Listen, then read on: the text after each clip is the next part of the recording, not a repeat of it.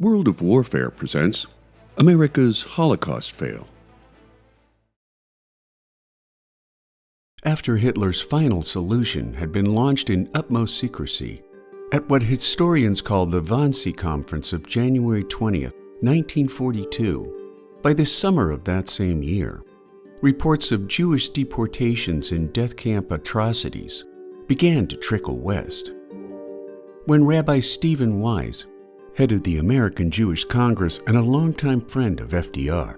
provided Undersecretary of State Sumner Welles with irrefutable documentation that Jews were being deported into death camps, Roosevelt invited Wise to the White House to develop a plan of action against the Nazis' now apparent efforts to eliminate the Jews.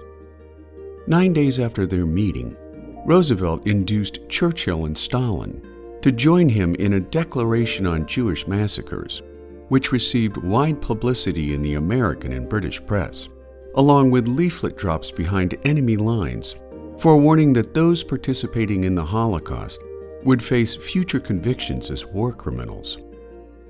The first test of American resolve came in the summer of 1943, when the Treasury Department pressed a plan to ransom 70,000 Jews from Romania at a cost of $170,000, some $3.2 million in today's currency, deposited into a Swiss account for Romanian officials to collect after the war.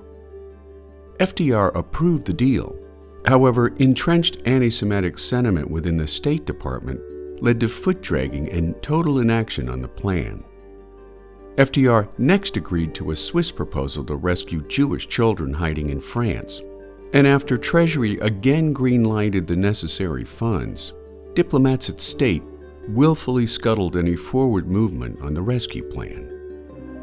Officials at Treasury were outraged by State's determined stonewalling against their efforts, compiling their evidence into a paper entitled "Report to the Secretary on the Acquiescence of this Government in the Murder of the Jews," leading to a decision by the President to establish a cabinet-level rescue commission that stripped State of any future authority over rescue efforts, charging that State had been guilty not only of gross procrastination and willful failure to act, but even of willful attempts to prevent action from being taken to rescue Jews from Hitler. FDR needed little persuasion after he read the damning report, signing Executive Order 9417 on January 22, 1944, which established a War Refugee Board, or WRB, thereby stripping State of any future involvement in an American response to Hitler's final solution. Despite a pressing military focus to halt Nazi aggression on the battlefield and an admitted limited ability to stop the genocide of Jews, after Hitler ordered the deportation of 700,000 Jews from Hungary, the largest intact Jewish community in Europe, the WRB dispatched Swiss diplomat Raoul Wallenberg to Budapest, where he used funds funneled through the WRB to save thousands of Jews. At the same time, the WRB induced New York's Francis Cardinal Spellman to record a radio broadcast reminding Hungarian Catholics that persecution of the Jews was in direct contradiction of church doctrine. Still seething over the State Department's glaring malfeasance, FDR took pains to outline America's post-war plans to prosecute anyone taking part in the genocide of Jews. In one of the blackest crimes of all history, he said in one of his legendary fireside chats, "The wholesale systematic murder of the Jews of Europe goes on unabated every hour. That these innocent people,